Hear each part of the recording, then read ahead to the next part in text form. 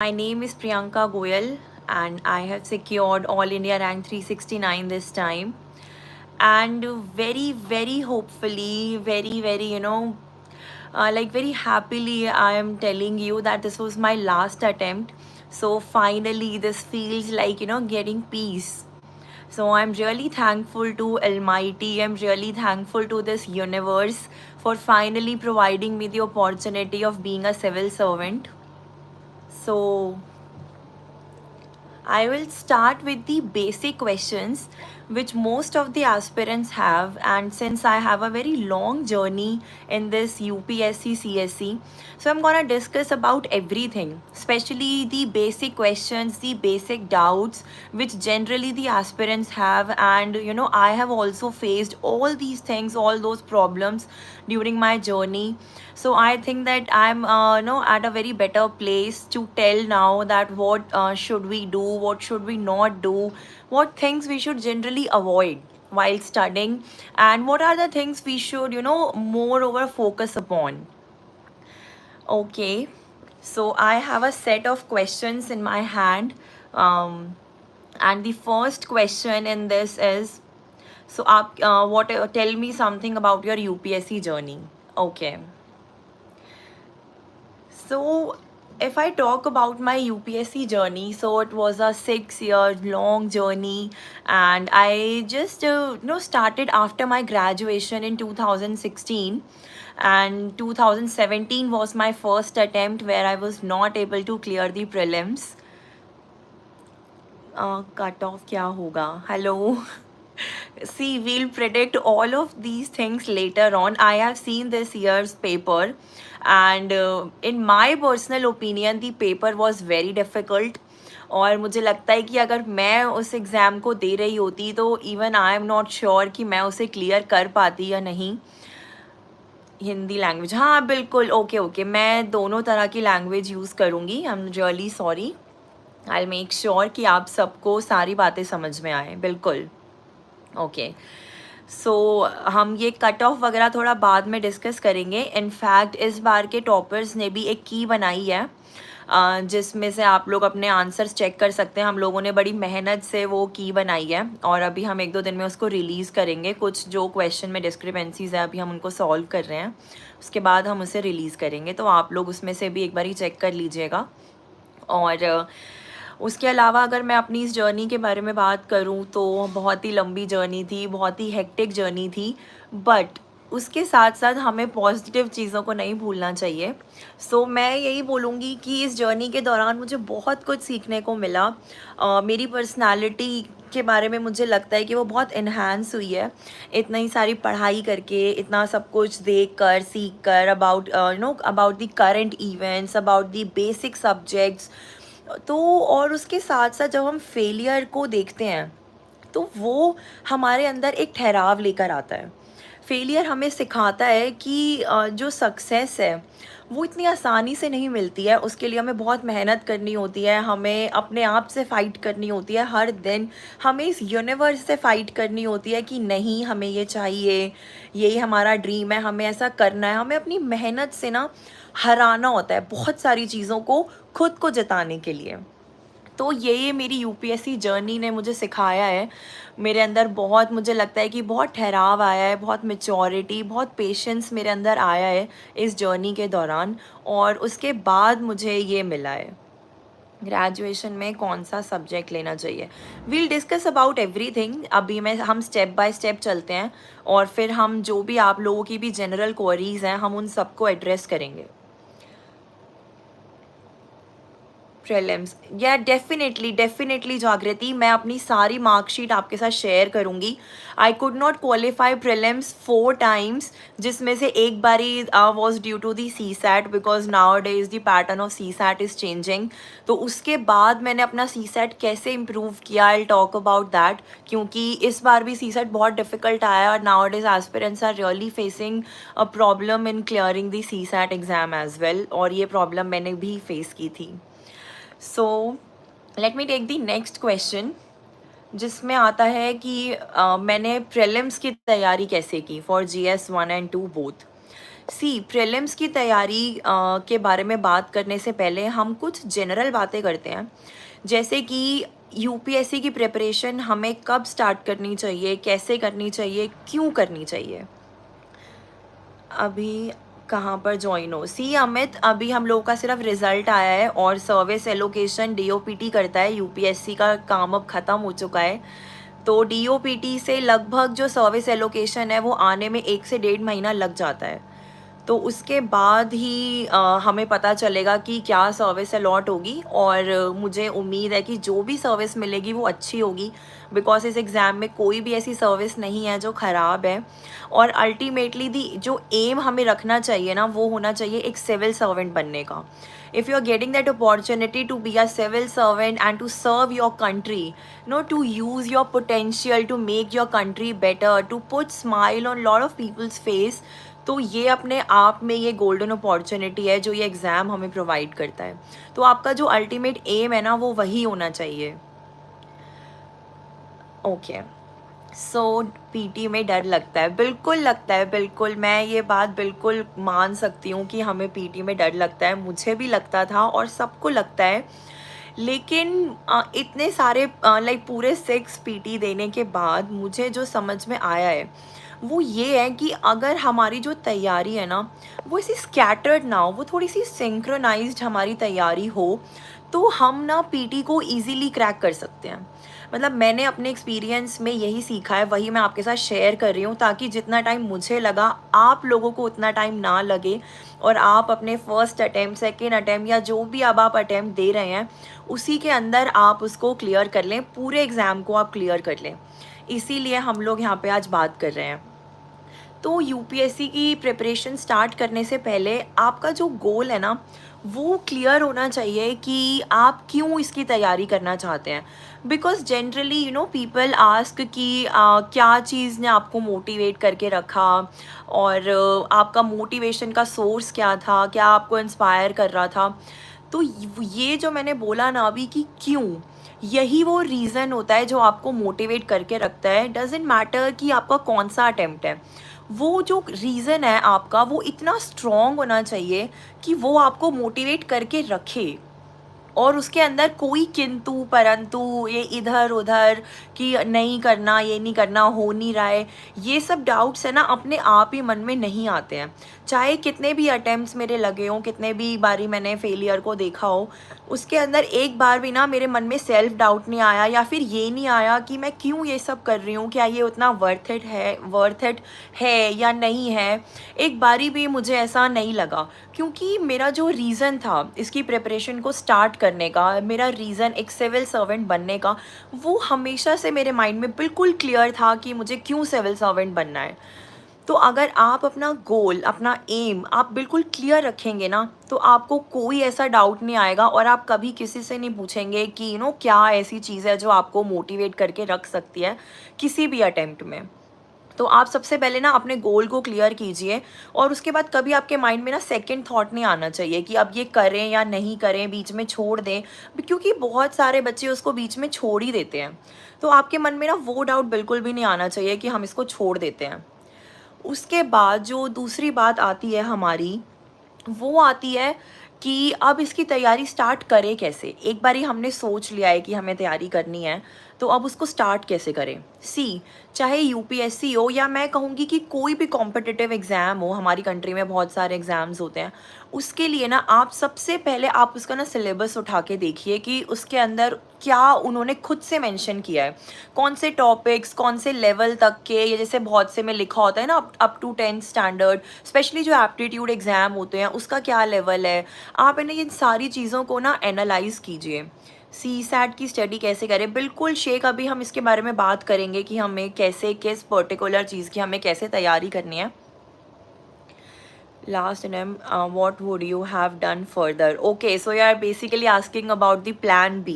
So मैं अभी बताऊंगी अपने प्लान बी के बारे में, मेरा क्या प्लान बी था। यही क्वेश्चन मुझसे इंटरव्यू में भी पूछा गया था किया। सो मैं अभी इसके बारे में ज़रूर बात करूँगी आप लोगों से। अभी हम सारी चीज़ों के बारे में बात करेंगे।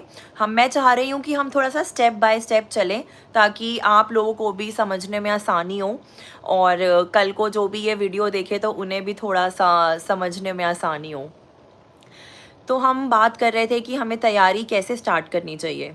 तो हमें सबसे पहले उसका सिलेबस देखना चाहिए। तो आप यूपीएससी का सिलेबस देखें सबसे पहले, आप उसको एनालाइज़ करें। कम से कम, अब मैं कहूँगी आप कम से कम 1 हफ़्ते का टाइम लीजिए और आप उसको अच्छे से एनालाइज़ कीजिए। उसके जो टॉपिक्स हैं ना, हो सके तो उनको याद कर लीजिए। पूरा सिलेबस आप बाय हार्ट याद कर लीजिए कि उसमें क्या-क्या टॉपिक्स मेंशन्ड है, बिकॉज़ आप रियलाइज़ भी नहीं करेंगे कि आपको वो चीज़ कितना हेल्प करेगी। आप न्यूज़पेपर रीडिंग करेंगे या बुक में कोई भी टॉपिक पढ़ेंगे या आप कोई भी इन जनरल आप कोई भी चीज़ कहीं देखेंगे, तो वो आपको बहुत हेल्प करेगा अगर आपको सिलेबस के सारे टॉपिक्स आपको याद होंगे तो। आप एकदम से ना ऐसे उसको ऐसे डिवाइड कर लोगे कि अच्छा ये मेरे लिए रेलेवेंट है या नहीं है। So this is very important step. उसके बाद सिलेबस एनालाइज करने के बाद आप ये देखिए कि यूपीएससी ने अब तक किस तरह के क्वेश्चंस आपसे पूछे हैं। उसका एक सिंपल सा सॉल्यूशन है और वो है previous year question paper. Prelims के आप हो सके पिछले 10 साल के, 20 साल के आप पेपर उठा लीजिए और उसको ना आप स्टार्टिंग से, बल्कि मैं तो कहूँगी आप 20 साल के उठाइए। आप लगभग इसको स्टार्ट कीजिए 2001 से और उसके बाद है ना वहाँ से स्टार्ट करके आप उसको प्रॉपरली एनालाइज कीजिए कि कैसे हर साल क्वेश्चंस का जो पैटर्न है, जो नेचर है, वो चेंज हुआ है, क्योंकि वो हुआ है। अभी भी आप खुद देख लीजिए, मान लो 23 का एग्जाम्पल ले लीजिए, उसके अंदर वो जो पेयर वाले क्वेश्चंस आ गए हैं, तो मतलब वो एक नया सेट है क्वेश्चन का जो हमें देखने को मिला, जो 2022 में भी था बट वो थोड़ा कम था। इस बार वो मेजॉरिटी में क्वेश्चंस हैं, स्पेशली असर्शन रीज़न वाले क्वेश्चन, उनका एक कम बैक हुआ है प्रीलिम्स में, क्योंकि ये मैंने देखा है ज़्यादातर अभी अब से 10 साल पहले ऐसे क्वेश्चन बहुत आते थे, फिर बीच में ये बंद हो गए थे आने और अभी ये दोबारा स्टार्ट हो गए हैं। तो आप इस तरीके से ना पिछले 10-20 साल के पेपर्स उठा के उनके क्वेश्चंस को ना एनालाइज कीजिए। उसमें से आपको पता चलेगा कि कौन से टॉपिक्स इंपॉर्टेंट है, कहाँ कौन से एरियाज़ हैं जहाँ से यूपीएससी बहुत बार क्वेश्चन पूछती है, बिकॉज क्वेश्चन रिपीट होते हैं। ये बात हम सबको पता है कि क्वेश्चन का जो नेचर है वो रिपीट होता है। क्वेश्चन कुछ क्वेश्चन तो ऐसे होते हैं जो पूरे रिपीट हो जाते हैं। तो आप उन सब चीज़ों को बहुत अच्छे से देखिए। आप प्रीवियस ईयर पेपर्स बार बार पढ़िए। मतलब ये नहीं कि आपने शुरू में 1-2 बारी पढ़ लिया और उसके बाद फिर ठीक है, उसके बाद आपको याद ही नहीं है। आपको लगभग क्वेश्चंस याद होने चाहिए, कौन से आए हुए हैं पेपर के अंदर, कौन से टॉपिक से वो आए हैं। और ऐसी बहुत सारी बुक्स भी अवेलेबल है मार्केट में जो टॉपिक वाइज, ईयर वाइज उसको सेग्रीगेट करके देती है आपको प्रॉपर। तो आप वो बुक्स ले लीजिए और कुछ क्वेश्चन पेपर्स रैंडम उठाइए, आप उनको स्टडी कीजिए। उसके बाद नंबर आता है अपनी प्रिपरेशन स्टार्ट करने का। जब आप ये पूरा एनालिसिस कर लेते हैं, फिर आपको वो स्टार्ट करना है। अब वो स्टार्ट कैसे करना है, तो उसके लिए हमें चाहिए होती है एक बुक लिस्ट। और बुक लिस्ट के लिए मैं अलग से इस वीडियो डिस्क्रिप्शन में ना मैं अपनी पूरी बुक लिस्ट मेंशन कर दूंगी, तो उसके बारे में आप वो वहाँ से देख लीजिएगा। बुक्स, यस डेफिनेटली किया। मैंने अपनी पूरी बुक लिस्ट बनाई हुई है और मैं उसको अभी इस वीडियो के डिस्क्रिप्शन में डलवा दूंगी और मैं अपने इंस्टाग्राम चैनल पे भी अपनी पूरी बुक लिस्ट पोस्ट कर दूंगी, तो आप लोग वहाँ से भी देख सकते हैं। कोचिंग, हाँ मैंने कोचिंग ली थी और अभी हम उसके बारे में बात करेंगे। मैंने अपने टाइम में जब मेरी ग्रेजुएशन ख़त्म हुई थी तब मैंने कोचिंग ली थी 1 साल की, लेकिन उसके बाद मैंने सेल्फ स्टडी ही ज़्यादा की है और वही मेरे लिए ज़्यादा बेनिफिशियल थी। तो बुक लिस्ट का हो जाएगा, बुक लिस्ट मैं पूरी शेयर कर दूंगी, जो भी बेसिक एनसीईआरटीज़ और उसके अलावा जो भी हमारी स्टैंडर्ड बुक्स हैं, जैसे कि लक्ष्मीकांत है पॉलिटी के लिए, स्पेक्ट्रम है मॉडर्न हिस्ट्री के लिए, तो ये सब मैं मेंशन कर दूंगी। आप प्लीज़ बुक लिस्ट वहाँ से चेक कर लीजिएगा। और अगर किसी को किसी स्पेसिफिक बुक के रिगार्डिंग मुझसे कुछ पूछना हो कि भाई वो इम्पॉर्टेंट है या नहीं, या उसको हमें पढ़ना चाहिए या नहीं, तो आप प्लीज़ वो आप मुझे डीएम कर सकते हैं। मैं अपनी जीमेल आईडी और अपने चैनल की आईडी मैं यहाँ पे प्रोवाइड कर दूँगी और आप मुझे मैसेज करके कोई भी क्वेरी किसी भी टाइम पर पूछ सकते हैं। I will always be available for helping our aspirant community. Okay, class 11 से कैसे तैयारी करें? आप क्लास 11 और 12 के लिए मैं बोलूँगी कि आप ना सिर्फ न्यूज़पेपर रीडिंग करें। आप अपना सा ना थोड़ा सा वो एक करंट से टच में आ जाएं। बहुत ज़्यादा एक रिगरस प्रिपरेशन की इस टाइम पे ज़रूरत नहीं होती है। तो आप अपने करंट अफेयर्स पे ध्यान दें थोड़ा बहुत। बाकी ना आप अपने जो आप पढ़ाई कर रहे हैं ना, जो भी आपकी स्कूल में जो भी आपने स्ट्रीम ली हुई है, आप प्लीज़ उस पर बहुत अच्छे से फोकस करें। उसमें आप अपना एक थोड़ा सा अपनी कंसेप्चुअल क्लैरिटी उन्हीं सब एरियाज़ में लेकर आएँ, और फिर फर्दर ग्रेजुएशन में आप अपनी वो कंसेप्चुअल क्लैरिटी लेकर आएँ। तो मुझे लगता है कि आपको आगे चलकर कम प्रॉब्लम होगी यहाँ पर भी, क्योंकि यहाँ पर भी हम बोलते हैं कि ये पूरी थ्योरी है, लेकिन ऐसा नहीं है। देखो, थ्योरी में ऐसा नहीं होता कि आप सब याद कर लो, और यूपीएससी में ऐसा नहीं है कि याद करके सब कुछ हो जाएगा, और इतनी सब चीज़ें ना हम याद नहीं रख सकते हैं। उसके लिए एक कंसेप्चुअल क्लैरिटी होना बहुत इंपॉर्टेंट है। तो अगर कोई भी सब्जेक्ट हो, आप पॉलिटी की बात कर लीजिए, आप इकोनॉमी की बात कर लीजिए, ज्योग्राफी स्पेशली, इन सब सब्जेक्ट्स में कंसेप्चुअल क्लैरिटी बहुत इंपॉर्टेंट है। तो वहाँ पर सिर्फ उसको रीड करने से या वो याद कर लेने से, रट्टा मार लेने से, उन सब चीज़ों से नहीं होगा वो। ईयर के पीटी को आप कैसे, मैंने अभी इसके बारे में बात की। इस साल का प्रीलिम्स मुझे लगता है कि वो बहुत डिफ़िकल्ट था, और let's hope for the best कि भाई उसमें क्या उसकी कट ऑफ रहेगी। वो सब हमारा यहाँ पे डिस्कशन का टॉपिक नहीं है, बिकॉज़ देखो वो तो हर साल होना ही है, मतलब डिफ़िकल्ट हो इजी हो, स्टिल उसको जितने बच्चे हैं वो क्लियर करेंगे ही करेंगे, चाहे वो कट ऑफ कम जाए ज़्यादा जाए। तो वो हमारा मैटर ऑफ कंसर्न नहीं है, और वो होना भी नहीं चाहिए। आप अपनी तैयारी करो बहुत अच्छे से, ताकि आप उन कुछ लिमिटेड बच्चों में आ जाओ जो हर साल इस एग्ज़ाम को क्लियर करते हैं। स्कूलिंग से सक्सेस तक की स्टोरी बताएं। सी, अगर मैं अपने स्कूलिंग की बात करूं तो मैंने महाराजा अग्रसेन मॉडल स्कूल पीतमपुरा में है दिल्ली में, मैंने वहां से अपनी स्कूलिंग की है। और मैं कॉमर्स फील्ड की हूँ। मैं मेरे पास ये जैसे अकाउंट्स, बिजनेस स्टडीज़, जो कॉमर्स के सब्जेक्ट होते हैं, मेरे पास वही मेरी स्ट्रीम थी। उसके बाद मैंने अपनी ग्रेजुएशन की है केशव महाविद्यालय दिल्ली यूनिवर्सिटी से, और मैंने बीकॉम ऑनर्स में अपनी ग्रेजुएशन की है। और वहाँ मतलब स्कूल में और कॉलेज में दोनों में ही मुझे लगता है कि मेरी परफॉर्मेंस बहुत अच्छी थी। मैं हमेशा कुछ ब्राइट स्टूडेंट्स में काउंट होती थी।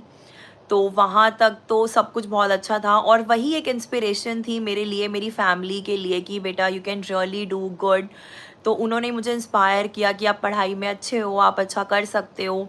बस इसीलिए मैंने इसकी तैयारी को स्टार्ट किया था। बट अगर मैं अपने अटेम्प्ट्स की बात करूं, तो उसका इतने अटेम्प्ट्स लगने का और इतना सब सीखने के पीछे का जो कारण रहा ना, वो था basically lack of guidance.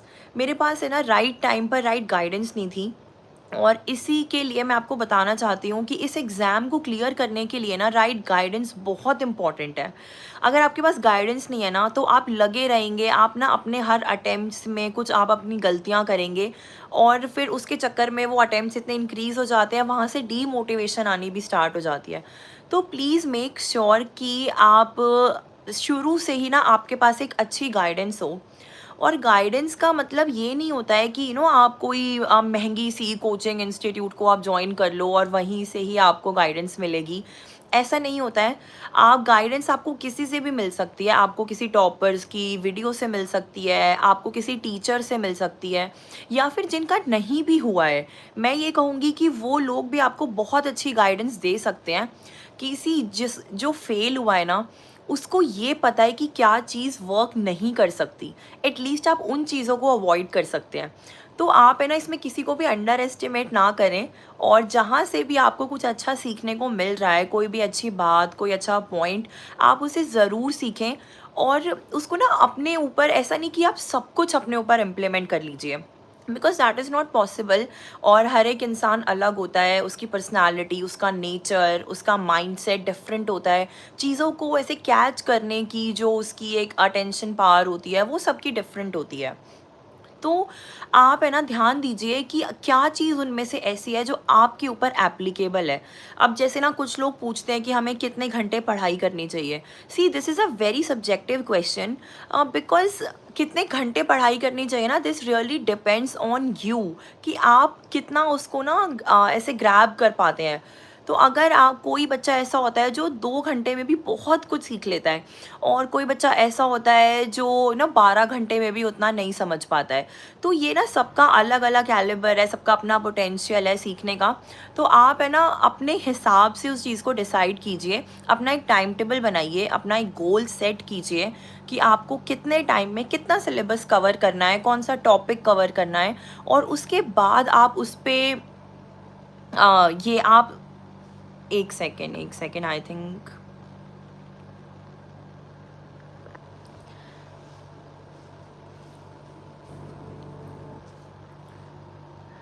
okay, I guess the my mobile phone is really moving. Okay, so I have to keep it stable, right?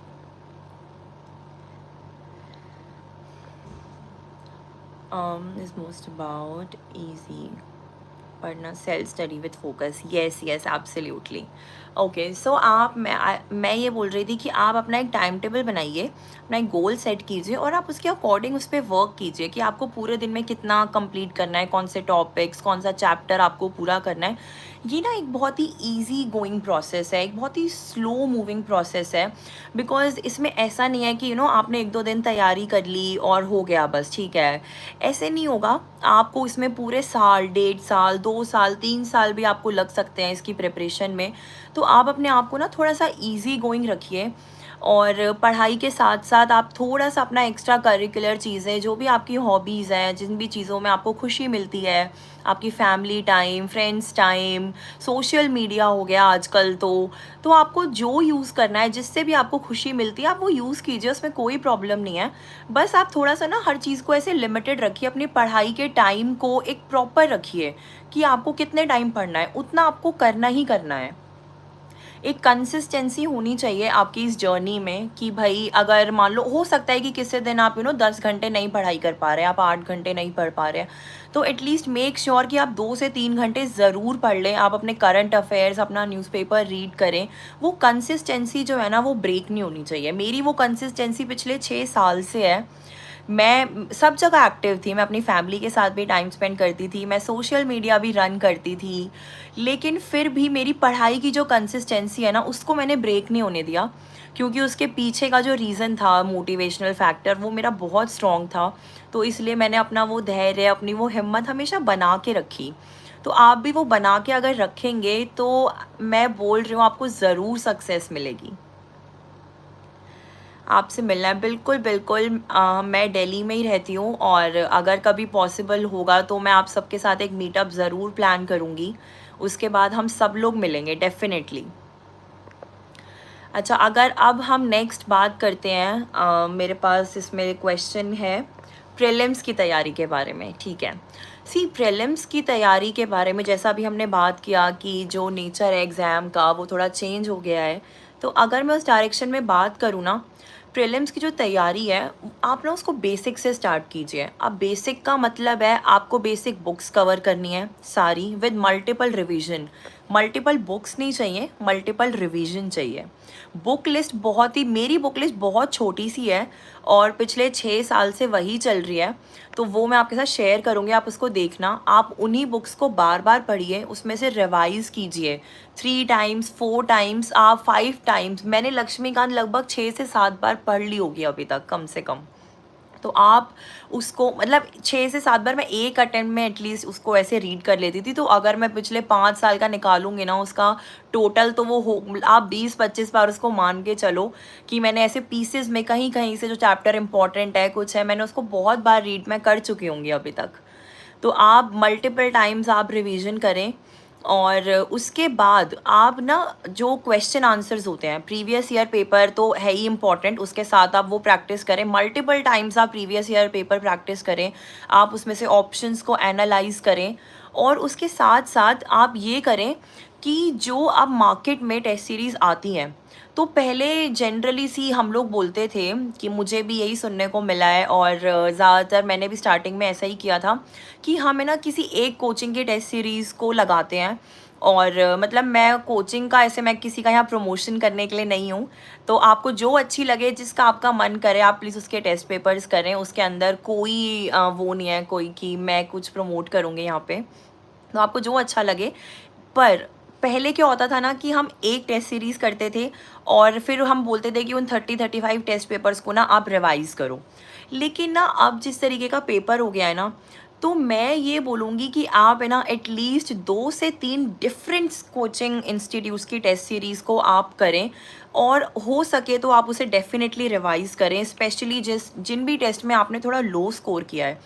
आप क्योंकि आई एम रियली सॉरी, उसके अंदर आप ये देखें कि ऐसे कौन सा टेस्ट पेपर, ऐसे कौन से क्वेश्चंस हैं जो आप नहीं कर पाए। आप चाहे तो ना उनके शॉर्ट नोट्स बना लें।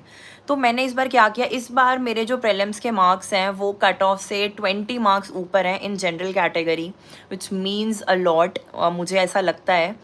तो अगर प्रीलिम्स के लिए मैं आपको स्पेशली बताऊँ ना, आप प्लीज़ आप टेस्ट सीरीज़ करें, 2 से 3 इंस्टीट्यूट की डिफरेंट करें और उसके अंदर से ना आप है ना हर एक पेपर को ना एनालाइज़ कीजिए। आपने पूरे अपने जो भी जितने भी सेट ऑफ क्वेश्चंस आप करना चाहते हैं, आप कीजिए। जैसे मेरा क्या था ना, मैंने लगभग 95 प्लस क्वेश्चंस अटेम्प्ट करने स्टार्ट कर दिए थे, क्योंकि मेरा जो एक्यूरेसी का स्कोर आता था वो लगभग 70 क्वेश्चंस मेरे करेक्ट होते थे और लाइक 65 to 70 क्वेश्चंस मेरे करेक्ट होते थे और बाकी 25 to 30 और 30 प्लस भी कभी कभी मेरे हमेशा गलत हो जाते थे। तो मेरा वो रेशो 70:30 वाला चलता था, तो मैं उसके अकॉर्डिंग अटेम्प्ट करती थी। आप अपना ऐसा रेशो निकालिए, आपका एक्यूरेसी रेट, वो परसेंटेज आप कैलकुलेट कीजिए कि आप कितने अटेम्प्ट करते हैं और उसमें से प्रॉबेबली आपके कितने करेक्ट हो जाते हैं, आप ये देखिए, ठीक है। तो जब आप ये देखेंगे ना तो आपको बेहतर समझ में आएगा कि आपको एक रियल एग्ज़ाम में कितने क्वेश्चंस अटेम्प्ट करने हैं। उससे ना आपको वहीं बैठे बैठे एक आइडिया लग जाएगा कि मेरा इतना एक्यूरेसी रेट होता है। तो वो आप देखना घर आके, वो आपका निकलेगा। अगर आप 50 to 60 टेस्ट पेपर्स में अपना वो एक्यूरेसी रेट निकाल लोगे ना, वो रियल एग्ज़ाम में भी उतना ही जाके बैठेगा। तो आप वो घर पे ना बहुत सारे मतलब अटेम्प्ट कीजिए टेस्ट पेपर्स।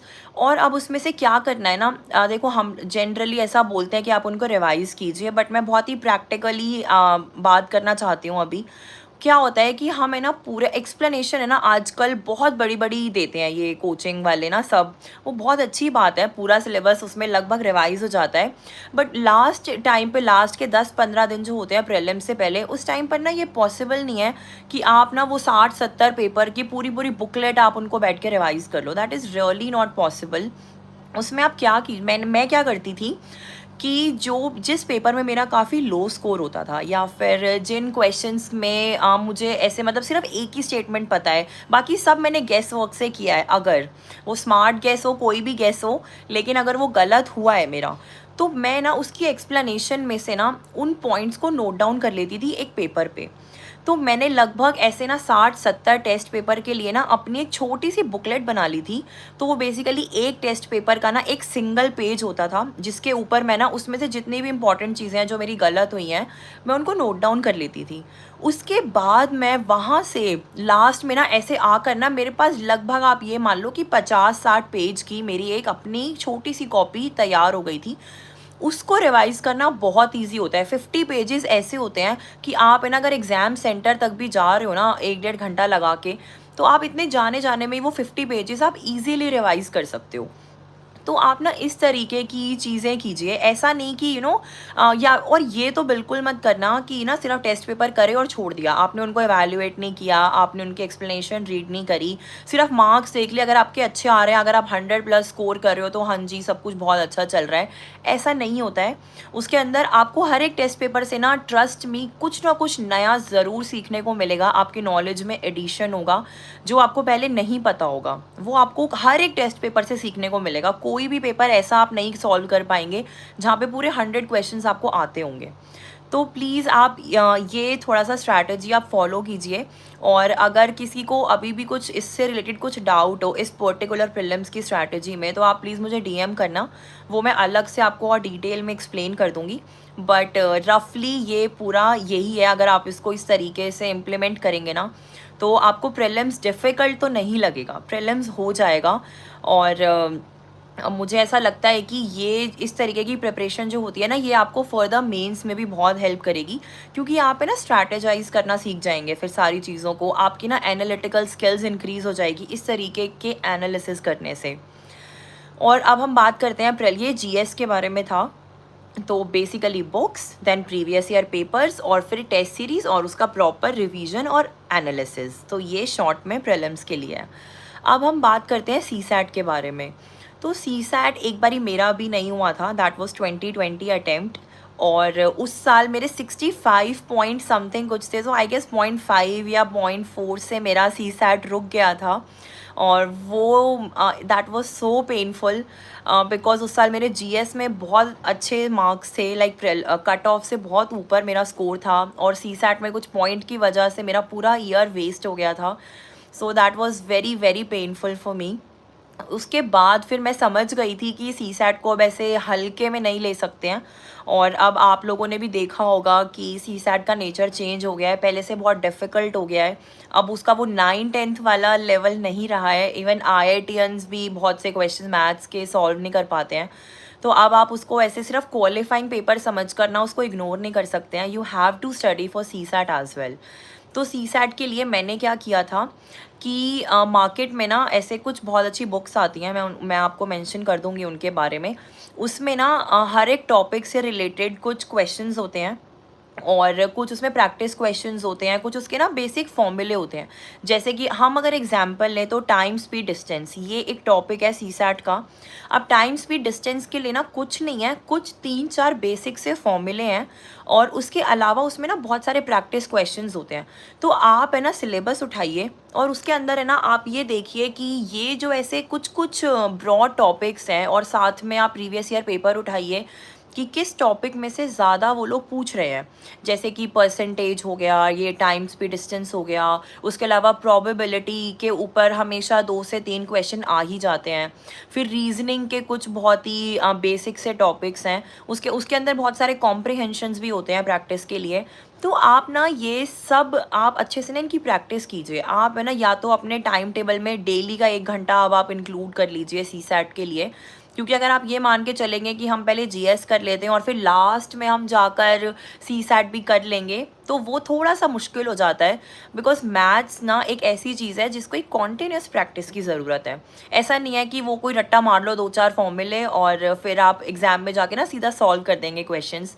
तो आप प्लीज़ उसको लाइटली ना लें, और आप ज़रूर उनकी प्रैक्टिस करें क्वेश्चंस की।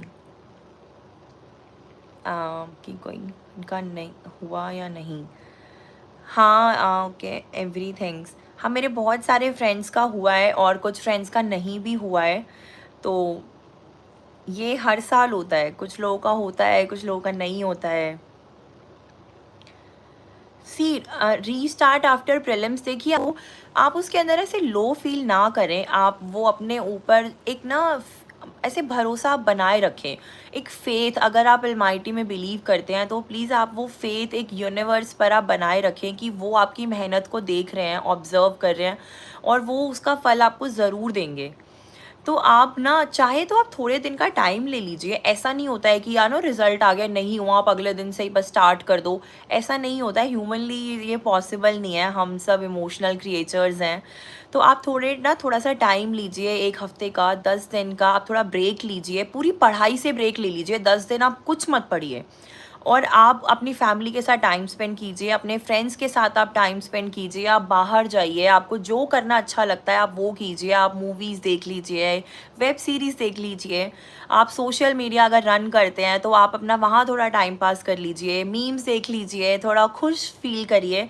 और उसके बाद आप दोबारा जब आप थोड़ा सा वो रिजुविनेटेड फील करें कि हाँ अब ठीक लग रहा है, कोई बात नहीं, नहीं हुआ हो जाएगा, अगली बार कर लेंगे, इस तरीके की फीलिंग जब आपके अंदर दोबारा आए, तब आप स्टार्ट कीजिए प्रीलिम्स की तैयारी। ऐसे टूटे हुए दिल से आप दोबारा से स्टार्ट ना करें, क्योंकि वो हो ही नहीं पाएगा। फिर वो उसके अंदर है ना, आप उसमें ये होगा कि अगर आप 8 घंटे किताब खोल के बैठे हैं ना, तो उसमें से 7 घंटे तो आप खाली सोचते ही रहेंगे कि नहीं हुआ, क्यों नहीं हुआ, पता नहीं होगा या नहीं होगा। मुश्किल से 1 आधा घंटा आप पढ़ पाएंगे, और वो भी आप रिटेन नहीं कर पाएंगे। तो इसलिए आप प्लीज़ आप ब्रेक लीजिए, और उसके बाद आप दोबारा स्टार्ट कीजिए। इसके बाद अगर अभी प्रीलिम्स में अगर फिर से किसी को कोई डाउट हो स्पेसिफिक, तो हम उसको दोबारा से एक बारी एड्रेस कर लेंगे। इसके आगे हम मेंस की प्रिपरेशन के बारे में थोड़ी सी बात कर लेते हैं अब, क्योंकि थोड़े टाइम कंस्ट्रेंट्स भी रहते हैं, उसके अकॉर्डिंग हमें बात करनी है। सी मैं भी बहुत टॉकेटिव हूँ, तो मुझे जब ऐसे अपॉर्चुनिटी मिलती है इंटरैक्ट करने की ना, तो फिर मैं भी बातें करती रहती हूँ। तो इसलिए आपको जिसको भी कोई भी ऐसा कोई पर्टिकुलर इशू हो, कुछ भी हो, आप डीमोटिवेटेड फील कर रहे हो या आपको तैयारी में कोई प्रॉब्लम हो, आप कभी भी मुझे आप मेल कर लीजिए, आप मुझे मैसेज कर लीजिए। और मैं बिल्कुल अपने दिल से कोशिश करूँगी कि मैं आप सबकी हेल्प कर सकूँ, क्योंकि ना लास्ट टाइम तक आते आते मैं इस दर्द को बहुत अच्छे से समझने लग गई हूँ। तो इसलिए मैं जितनी आप लोगों की हेल्प कर पाऊँगी ना, मुझे बहुत खुशी होगी।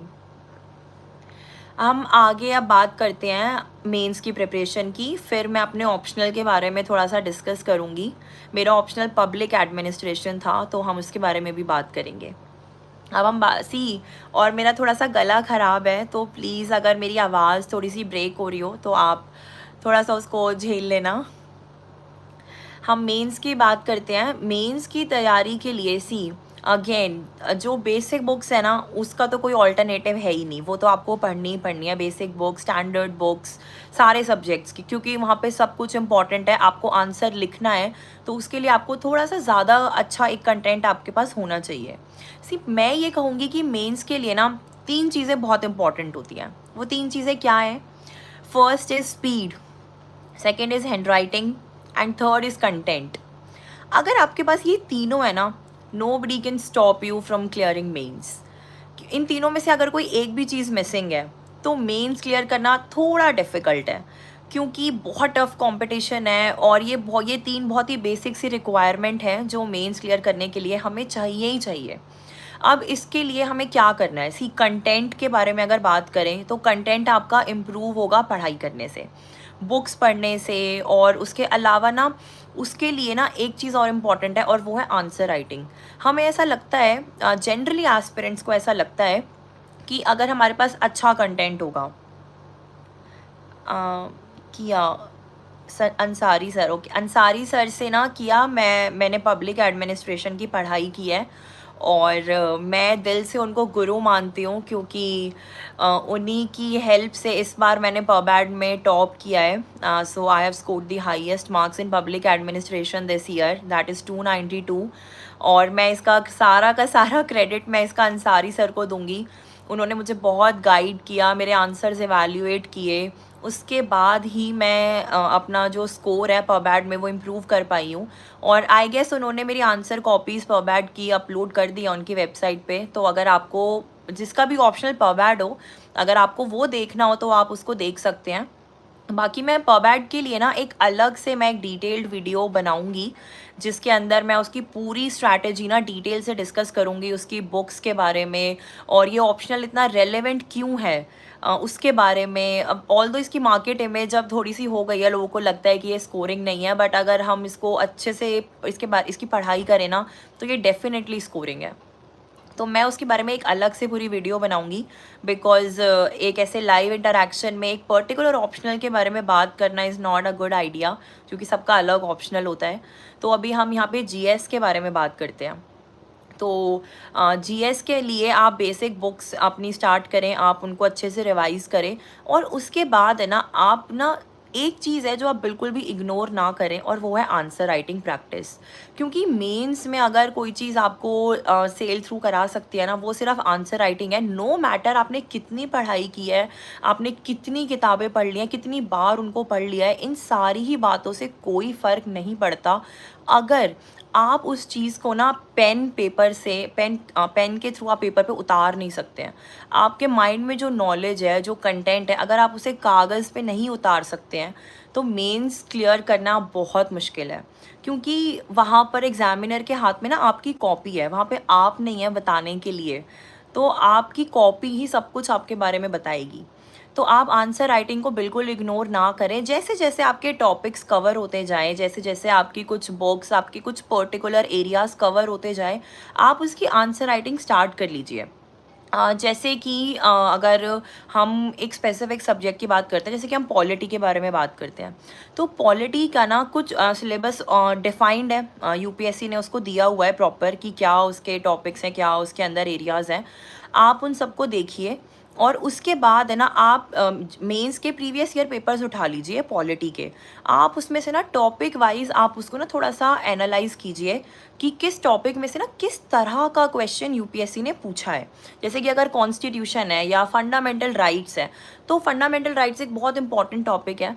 आप उसमें देखिए कि यूपीएससी ने क्या पूछा है फंडामेंटल राइट्स में, मेंस में क्या क्वेश्चन आया हुआ है।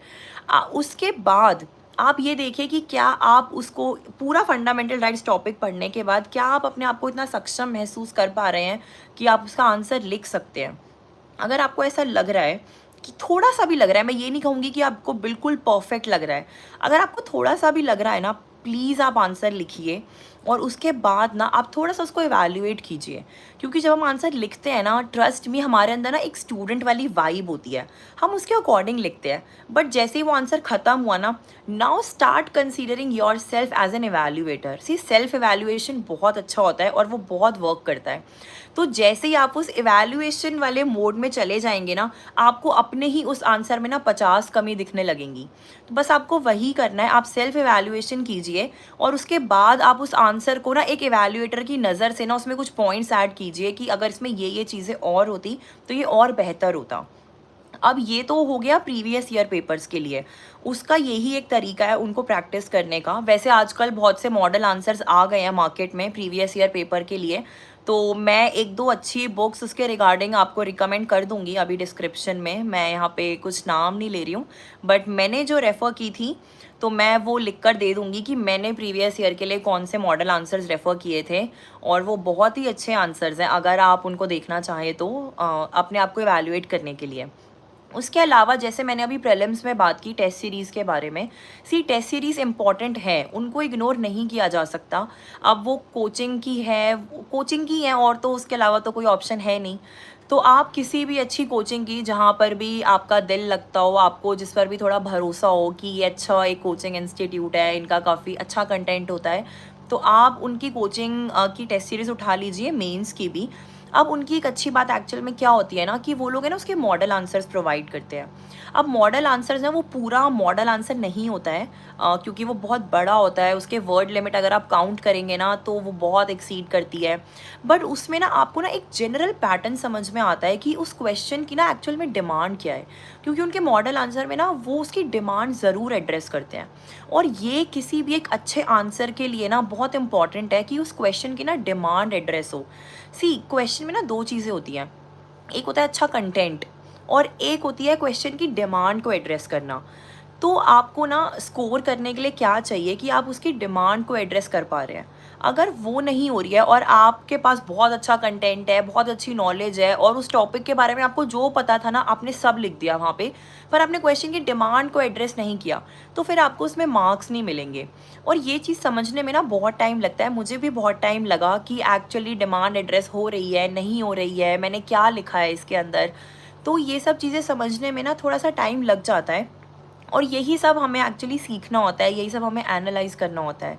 तो आप वो उठाइए, आप आंसर्स पहले खुद लिखिए, आप मॉडल आंसर मत देखिए, आप खुद लिखिए और उसके बाद आप इवैल्यूएटर मोड में आके आप उन मॉडल आंसर से ना आप उनको एक बारी इवैल्यूएट करके देखिए। तो ये प्रैक्टिस अगर आप थोड़े से अच्छे टाइम पीरियड के लिए अगर आप कर लेंगे, आप मतलब इसको ना प्रीलिम्स के बाद मत स्टार्ट कीजिएगा, क्योंकि तब बहुत ही लिमिटेड टाइम पीरियड होता है, बहुत सारी चीज़ें रिवाइज करनी होती है, बहुत सारे आंसर प्रैक्टिस करने होते हैं, तब भी किया जा सकता है। बट स्टिल यू नो आपको अपने अभी जो भी अटैम्प्ट आप दे रहे हैं इसी में अगर आपको उसको क्लियर करना है ना, तो आप है ना थोड़े से प्रीलिम से पहले का थोड़ा टाइम रखिए। मतलब जैसे कि सपोज़ अगर मैं इस साइकिल की बात करूँ, तो जो बच्चे नेक्स्ट ईयर अटैम्प्ट देना चाह रहे होंगे 24 का, तो आप क्या कीजिए ना, आप अभी 6 महीने बहुत अच्छे से दिसंबर तक, दिसंबर जनवरी तक आप बहुत ही, आपके पास बहुत टाइम है, आप पढ़ाई कीजिए, आप बुक्स पढ़िए, और उसके बाद है ना जो जो आपके टॉपिक्स ऐसे क्लियर होते जा रहे हैं ना, आप थोड़ी थोड़ी उस पर आंसर राइटिंग कीजिए। और आजकल तो ना बहुत ही ऐसे छोटे छोटे से इनिशिएटिव्स बहुत स्टार्ट हो गए हैं, जैसे ऑनलाइन आंसर राइटिंग प्रोग्राम्स होते हैं, उसके अंदर बहुत सारे एस्पिरेंट्स एडेड होते हैं ऑलरेडी, उसमें से बहुत सारे ऐसे भी होते हैं जिन्होंने एक दो बारी मेंस लिखा है, क्लियर भी किया है। तो आप है ना उनसे थोड़ा कांटेक्ट में आ सकते हैं, आप अपने आंसर्स उनसे इवैल्यूएट करा सकते हैं। तो लेकिन है ना, प्लीज़ मेक श्योर कि ऐसे आंसर लिख कर ना बस आप साइड में ना रख दें कि हाँ बस लिख लिया हो गया, एक फॉर्मेलिटी की तरह उसको ट्रीट ना करें, बिकॉज वो अल्टीमेटली ना it will give you nothing. तो आप है ना अपने आंसर्स को इवैल्यूएट ज़रूर करें, चाहे खुद करें चाहे किसी से करवाएं, चाहे आप कोई स्पेसिफिक टेस्ट सीरीज़ ज्वाइन कर लो मार्केट में जाकर, जहां आप एक स्पेसिफिक नो टाइम पीरियड में आप उस आंसर को लिख रहे हैं और फिर वो प्रॉपरली वो चेक होकर आता है। इंटरव्यू, अभी इंटरव्यू के बारे में मैं बात करूँगी। मेरा इंटरव्यू का एक्सपीरियंस बहुत अच्छा था और मैं उसके बारे में बहुत अच्छे से बात करूँगी। मैं उसके लिए एक अलग से वीडियो बनाऊँगी क्योंकि मेरा इंटरव्यू का एक्सपीरियंस बहुत अच्छा था। Because yes yes yes, absolutely absolutely. तो मेंस, अब ये जो मेंस की जो मैंने आपको कुछ चीज़ें ये बताई है ना, ये कोई ऐसा हमने पॉलिटी का एग्जांपल लिया, बट ये ऐसा नहीं है कि ये सिर्फ पॉलिटी पे एप्लीकेबल है। ये सब पूरी मेंस के जो हमारे जीएस के 4 पेपर्स होते हैं, ये उन सब के ऊपर इक्वली एप्लीकेबल है। तो आप इस तरीके से अपनी तैयारी को स्टार्ट कर सकते हैं।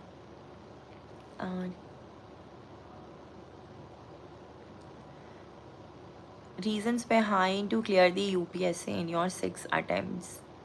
See, there was just one reason, that I have to become a civil servant. इसके अलावा मेरा और कोई रीज़न नहीं था. This was the single reason that I have to contribute to my country. I have to be at a place where I can bring change in like lives of lakhs of people. बस यही एक single reason था मेरा जिसने मुझे motivate करके रखा मेरे पूरे 6 अटेम्प्ट्स की जर्नी में. इसके अलावा और कोई रीज़न मेरे माइंड में नहीं था. अगर इनफैक्ट इसके अलावा अगर और कोई रीज़न होता तो मुझे नहीं लगता कि मैं यहाँ तक टिक पाती, मैं अपने इस हिम्मत को, अपने इस जज्बे को मेंटेन रख पाती. तो ये मेरे अंदर, मेरे दिल में ना ऐसे कम्प्लीटली बिल्कुल इनग्रेन हो चुका था कि यही मुझे करना है, यही मेरा रीज़न है. इसलिए आप भी ना एक ऐसा सॉलिड सा रीज़न आप ढूंढ के रखिए कि ना नो मैटर कितने भी अटेम्प्ट लग जाएं, वो रीज़न इतना सॉलिड होना चाहिए कि आपको ना बीच में रुकने ना दे, आपको बीच में थकने ना दे, हार ना मानने दे. इतना सॉलिड वो रीज़न होना चाहिए. Is it important to join any coaching?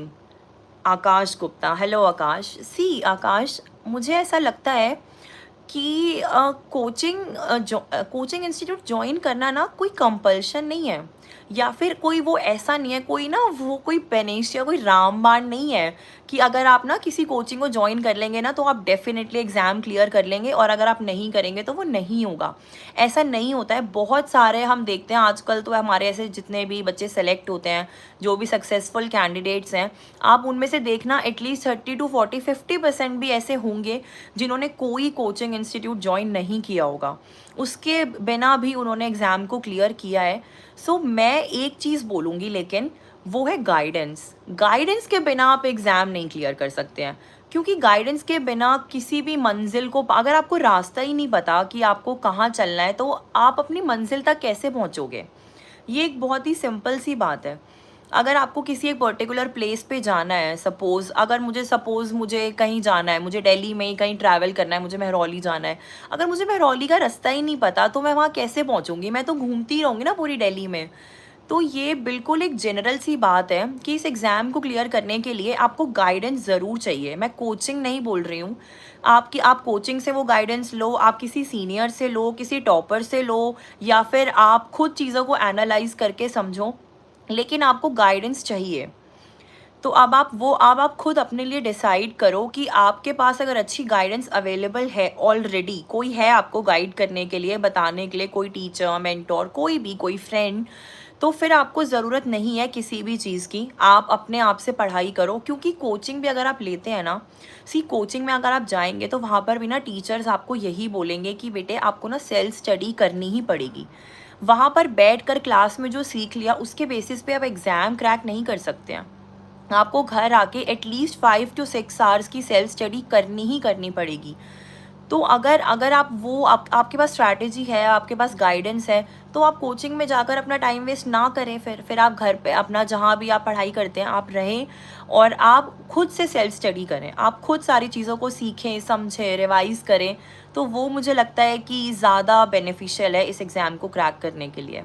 Because ultimately ना कोई आपको क्या सिखा रहा है, क्या आपको वो पढ़ा रहा है, वो आप ना सिर्फ 20% आपके माइंड में जाएगा, जबकि अगर आप खुद वो चीज़ें पढ़ेंगे ना तो वो 80% आपके माइंड में जाएगा, और तब जाके आप कहीं 20-30% उसको रिटेन कर पाएंगे।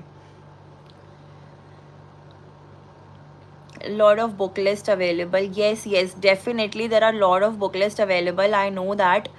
सी मैंने अभी बोला था कि मेरी बहुत ही छोटी सी बुक लिस्ट है, क्योंकि ना मैं बहुत ज़्यादा बुक्स रीड नहीं कर सकती हूँ।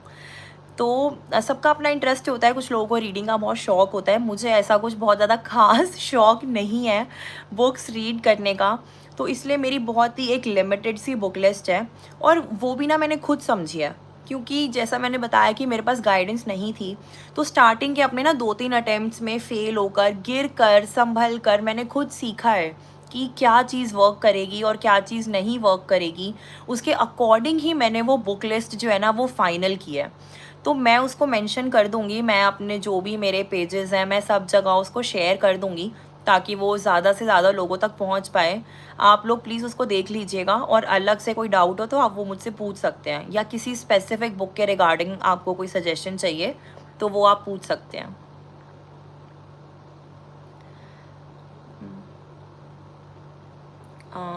कौन सी मिस्टेक किए थे? हाँ, बिल्कुल बिल्कुल, मैं इसके सी सैट की स्ट्रैटेजी मैंने ऑलरेडी बता दी है। अभी जब ये वीडियो अपलोड हो जाएगी ना तो आप इसको एक बारी दोबारा से स्टार्ट करके उस पॉइंट पे देख लीजिएगा, तो आपको समझ आ जाएगा सी सैट के लिए। अब मेरे पास कुछ क्वेश्चंस हैं जो हम एड्रेस कर रहे थे, तो इसमें से बहुत सारे हमने एड्रेस कर लिए हैं।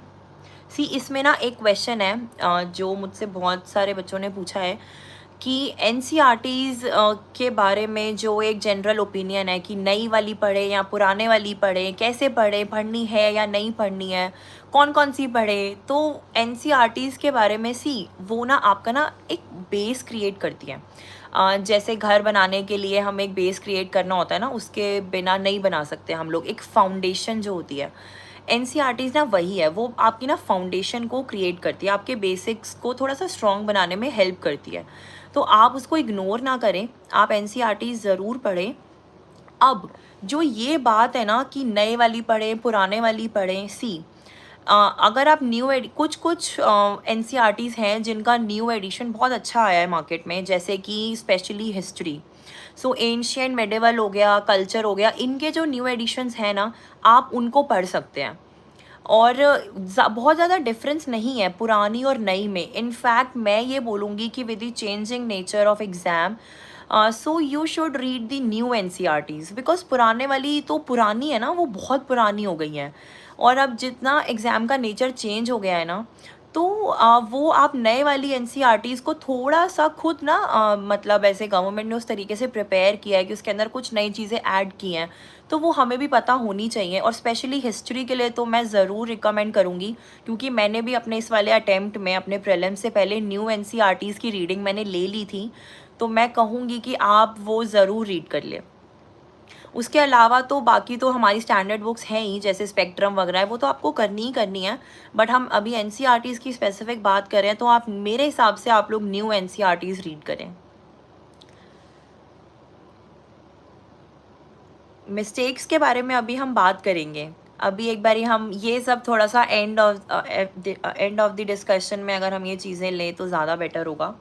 अभी हम कुछ इसके अंदर न्यूज़पेपर और मैगजीन्स के बारे में कुछ क्वेश्चंस हैं, इनके बारे में थोड़ी बात कर लेते हैं। सी न्यूज़पेपर का क्या है ना कि एक न्यूज़पेपर तो आपको पढ़ना ही पढ़ना है, और अगर मैं बहुत फ्रैंकली बोलूँ ना, so I am myself not a very newspaper kind of person. तो मुझे ना न्यूज़पेपर पढ़ने में हमेशा ही आलस आता था कि ना हाँ ये भी पढ़ना है अलग से। तो बट स्टिल मैं कोशिश करती थी कि मैं न्यूज़पेपर रीड करूं, ऑल्दो मैं थोड़ा कम करती थी न्यूज़पेपर रीडिंग। मैंने ज़्यादा जो है रिलाई किया है एक मंथली मैगज़ीन पर, और उससे भी ज़्यादा जो मैंने मुझे जेन्युइनली जिससे हेल्प हुई है, सो उस प्लेटफॉर्म का नाम मैं बहुत प्राउडली ले सकती हूँ, और वो ओनली आईएएस एक प्लेटफॉर्म है सुमित सर का। वो उसको मैंने रेफ़र किया है अपने पूरे 6 साल में, बिकॉज़ वो भी लगभग 2016 के अराउंड वो स्टार्ट हुआ था, मुझे एग्जैक्ट वो याद नहीं है। बट मुझे इतना याद है कि मैंने अपने फर्स्ट अटेम्प्ट से उसको रेफ़र किया है और उन्होंने धीरे धीरे उसको बहुत इम्प्रूव कर लिया है। तो उनका ना एक एडिटोरियल डिस्कशन आता है सुमित सर का, और एक आता है उनका प्रीलिम्स बूस्टर। उसने मुझे जेन्युइनली बहुत हेल्प किया है मेरे करंट अफेयर्स को स्ट्रॉन्ग बनाने में, थोड़ा ना उनको ऐसे सॉर्टेड रखने में और याद रखने में। क्योंकि ना हर एक पर्सन की ना एक डिफरेंट कैपेबिलिटी होती है। जैसे कि कुछ लोग होते हैं उनको ना रीडिंग कन्वीनियंट लगती है, और कुछ लोग होते हैं जिनके लिए ना ऑडियो विजुअल वाली जो थिंग्स होती हैं वो उनको ज़्यादा कन्वीनियंट लगती हैं, उनको ज़्यादा लंबे टाइम तक वो याद रहती है। तो मैं I am the second kind of person जिसके लिए ये ऑडियो विजुअल वाली जो थिंग है ना, ये मुझे ज़्यादा हेल्प करती है रीडिंग की जगह। रीडिंग मेरे लिए थोड़ी सी बोरिंग हो जाती है और वो थोड़ा सा मैं कम रिटेन कर पाती हूँ। तो इसलिए मैंने अपने करंट अफेयर्स के लिए मैंने बहुत ज़्यादा ना रीडिंग पर रिलाई नहीं किया, और मैंने वीडियोस पर ज़्यादा रिलाई किया। तो वो बहुत अच्छी हैं, आप उनको रेफ़र कर सकते हैं। And if you are a reading person तो आप कोई भी मंथली मैगज़ीन और आप एक न्यूज़पेपर को फॉलो कर सकते हैं। सी अल्टीमेट पर्पस ना हमारा है एग्ज़ाम क्लियर करना, ठीक है। अब उसको क्लियर करने के लिए करंट अफेयर स्ट्रॉन्ग होने चाहिए। अब करंट अफेयर स्ट्रॉन्ग होने के लिए ना बहुत सारे अभी सोर्सेज अवेलेबल है मार्केट में। ऐसा नहीं है कि आपको ना पूरे दुनिया जहान की पूरे करंट इंफॉर्मेशन अपने माइंड में स्टोर करके रखनी है, because ultimate aim is to clear the exam. तो उस एग्ज़ाम के लिए जितनी रेलिवेंट इन्फॉर्मेशन है ना करंट की, आप है ना अपना एग्ज़ाम क्लियर होने तक उस पर फोकस करें। क्योंकि देखो न्यूज़पेपर तो अब क्या है ना, अब एग्ज़ाम क्लियर हो गया तो न्यूज़पेपर तो आप पढ़ ही लेंगे रोज़। अब जो जनरल वाली चीज़ें होती हैं करंट की, जो एक जैसे टीवी चैनल पे आती हैं, किसी भी न्यूज़ चैनल को आप फॉलो कर सकते हैं, तो वहाँ से वो नॉलेज हो जाएगी। बट वो सारी जो इन्फॉर्मेशन है ना वो एग्ज़ाम रेलेवेंट नहीं होती है। तो एग्ज़ाम को क्लियर करने के लिए ना आप प्लीज़ एग्ज़ाम रेलेवेंट इन्फॉर्मेशन पे ज़्यादा फोकस करें। तो उसके लिए आप न्यूज़पेपर पढ़ लीजिए या फिर आप कोई मैगज़ीन फॉलो कर लीजिए। बट हाँ, मेक श्योर कि आप कोई एक ही सोर्स फॉलो करें। जैसे अगर आप कोई मंथली मैगज़ीन फॉलो करें किसी भी इंस्टीट्यूट की, तो आप प्लीज़ मेक श्योर कि आप उस एक ही मैगज़ीन को फॉलो करें, एक आध बार उसको रिवाइज़ कर लें, क्योंकि वो एक बारी में याद नहीं होती है, वो काफ़ी बड़ी होती है, बहुत सारी उसमें इन्फॉर्मेशन होती है, तो हम उसको रिटेन नहीं कर पाते हैं। तो आप प्लीज़ एक दो बार उसको रिवाइज़ ज़रूर कर लें, क्योंकि अगर आप एक जगह से करेंगे ना तो आपके माइंड में ना करंट इश्यूज़ थोड़े सॉर्टेड रहेंगे। आप इतनी सारी जगहों से कर लेंगे ना, उसका मुझे नहीं लगता बहुत ज़्यादा कुछ बेनिफिट होगा। वो सिर्फ अपना ना टाइम वेस्ट करने वाली बात है, अपने सोर्सेज को इंक्रीज़ करने वाली बात है। ईमेल आईडी, ईमेल आईडी मैं अभी सब कुछ मैं ना इस वीडियो के नीचे मैं मेंशन करा दूंगी, तो आप प्लीज़ वहाँ से सब सारी चीज़ें देख लीजिएगा। उसके बाद हम बात करते हैं, सी नेक्स्ट क्वेश्चन जो मेरे पास है वो है मेरे ऑप्शनल और मेरे इंटरव्यू से रिलेटेड। तो अगर मैं देखो ऑप्शनल के लिए ना, यहाँ पे अभी सबका अलग अलग ऑप्शनल होगा, तो उसके बारे में बहुत ज़्यादा डिटेल में बात करना मुझे यहाँ पे रेलेवेंट नहीं लग रहा है। तो मैं उसके लिए ना एक अलग से वीडियो बना दूँगी, और मैं उसमें ना कुछ जनरल बातें इंक्लूड कर दूँगी जो सारे ऑप्शनल के ऊपर मतलब ऐसे अप्लाई होगी। तो आप वहाँ से उसको देख लीजिएगा। उसके बाद अभी हम नेक्स्ट बात करते हैं इंटरव्यू की। तो मैं अगर अपना पर्सनल एक्सपीरियंस पहले शेयर करूं आप लोगों का इंटरव्यू का, तो मेरा इंटरव्यू बहुत बहुत अच्छा था। मेरा प्रीति मैम का बोर्ड था, और इतना हम्बल बोर्ड था। वो सारे मेंबर्स इतने हैप्पी, इतने लाइवली मुझे लगे कि मुझे उनसे बात करने में ना इतनी खुशी मुझे शायद कभी नहीं हुई होगी जितनी मुझे वहाँ उस दिन उन 5 मेंबर से बात करने में हुई। और उन लोगों ने इतने प्यार से मुझसे क्वेश्चंस पूछे, इतने प्यार से उन लोगों ने उस चीज़ को मतलब मुझे ऐसे काम डाउन करके बिल्कुल, कि उसके अंदर वहाँ पर से जनरली लोग बोलते हैं कि आप अपना पेशेंस बनाए रखें, आप अपना कॉन्फिडेंस वहाँ पे मेंटेन करें। ट्रस्ट मी, जो यूपीएससी के जो इंटरव्यू बोर्ड्स होते हैं ना, वो इस तरीके से होते हैं कि आप अपना काम है ना वहाँ पे मेंटेन कर पाते हैं। आपका वो कॉन्फिडेंस वो लोग खुद ही बूस्ट कर देते हैं कि कोई घबराने वाली बात नहीं है। कुछ एक दो चीज़ें ऐसे बोलते हैं स्टार्टिंग में ही कि आप है ना ऑलरेडी आप ऐसा फील करते हैं कि आप एक बहुत ही अच्छे, एक बहुत ही हेल्दी और पॉजिटिव एनवायरनमेंट में आप लोग बैठे हुए हैं। तो मेरा जो जनरली इंटरव्यू का चला वो ये था कि बेसिकली ना मेरा विमेन एम्पावरमेंट पे इंटरव्यू था, बिकॉज़ 8 मार्च को विमेन इंटरनेशनल डे होता है और मेरा इंटरव्यू 9 मार्च को था। तो मैं उसको एक्सपेक्ट भी कर रही थी, मैं उस टॉपिक को कि कल ही था, तो बीइंग अ वुमेन मुझसे इस टॉपिक पे क्वेश्चन पूछे जा सकते हैं, और वो वही हुआ। थोड़ा सा एक्सपेक्टेड लाइंस पर मेरा इंटरव्यू था, तो वो विमेन एम्पावरमेंट का टॉपिक चला, लाइक प्रीति मैम ने भी उसी पे क्वेश्चन पूछे, उसके बाद एक दो मेंबर्स ने भी उसी पे पूछे। फिर उसके अलावा कुछ दिल्ली बेस्ड क्वेश्चंस थे मेरे इंटरव्यू में, बिकॉज मैं एक दिल्ली आई हूँ। सो कुछ दिल्ली की प्रॉब्लम्स के ऊपर क्वेश्चन थे, और अगर मैं यहाँ पर अगर मेरी पोस्टिंग होती है तो मैं उनको कैसे एड्रेस करूँगी, वो सब था। उसके अलावा अगर मैं बात करूँ ना, तो बहुत ही पर्सनलाइज्ड मेरा इंटरव्यू था, बिकॉज वो मोस्टली डैफ बेस्ड था। तो मैंने अपने डैफ में जो भी चीज़ें मेंशन की हुई थी अपने बारे में, जैसे मैंने अपने कॉलेज डेज़ के अंदर थोड़ा सा मेरा मॉडलिंग से रिगार्डिंग उसमें चीज़ें मेंशन थी, बिकॉज़ वो मैंने अपने टाइम पे की थी। उसके अलावा अपनी इस जर्नी के टाइम पीरियड पर भी मुझे ऐसे बहुत सारे मॉडलिंग असाइनमेंट्स के ऑफ़र्स आए थे, और मुझे साउथ इंडस्ट्री मूवीज़ के भी कुछ ऑफ़र्स आए थे। बट ऑब्वियसली मैंने उन सबको एक्सेप्ट नहीं किया था, बिकॉज़ मुझे क्या करना है अपनी लाइफ में ना, मेरा गोल क्लियर था बिल्कुल। सो इसलिए उस डायरेक्शन में मुझे नहीं जाना था। बट इंटरव्यू में उन्होंने मुझसे इस चीज़ के बारे में काफ़ी डिस्कशन किया था कि आपको मॉडल क्यों नहीं बनना है, आपको सिविल सर्वेंट क्यों बनना है। तो ये एक डिस्कशन जो था ये बहुत ही पर्सनलाइज्ड था, और मैं थोड़ा सा प्रिपेयर्ड भी थी इसके बारे में।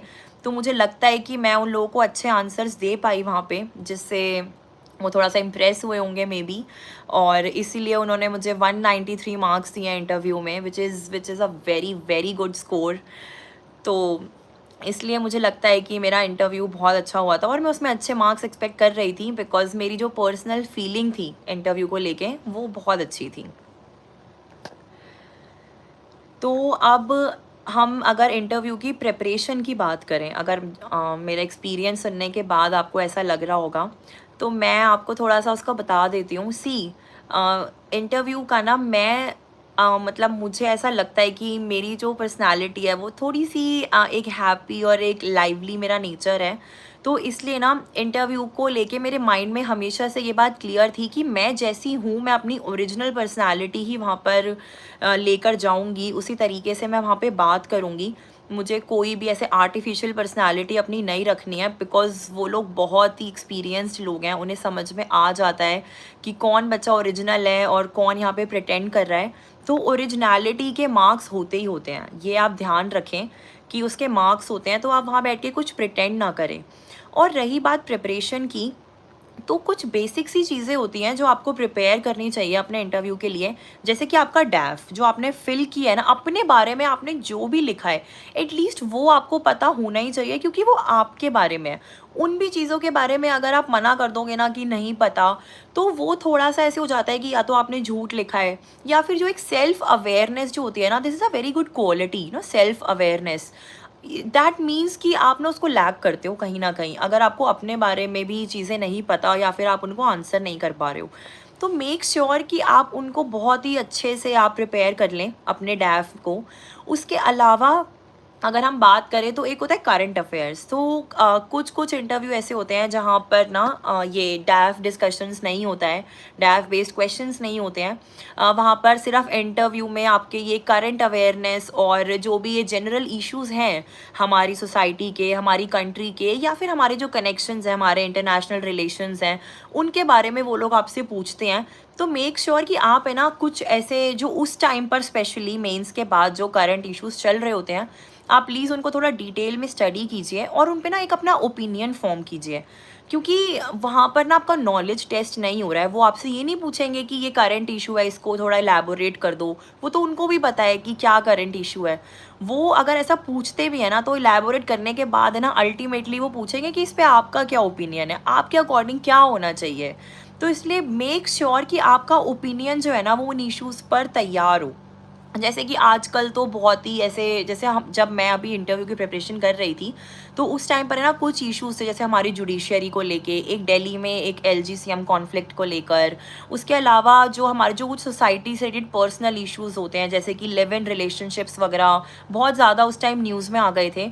तो इन सब चीज़ों पे क्या ओपिनियन है, मेरा क्या ओपिनियन है, तो मैंने उन सब चीज़ों को थोड़ा सा प्रिपेयर कर लिया था कि अगर ऐसे क्वेश्चंस आते हैं तो मेरा स्टैंड जो है वो क्लियर होना चाहिए, और मैं उनको उसको अच्छे से उन्हें ना थोड़ा कन्विंस कर पाऊँ अपने स्टैंड को लेकर। वो एक कन्विंसिंग पावर भी आपके अंदर होनी चाहिए कि आपका जो ओपिनियन है ना, वो क्यों है, उसकी पॉजिटिविटी आपको अच्छे से एक्सप्लेन करनी आनी चाहिए वहाँ पर। ग्रेजुएशन, क्योंकि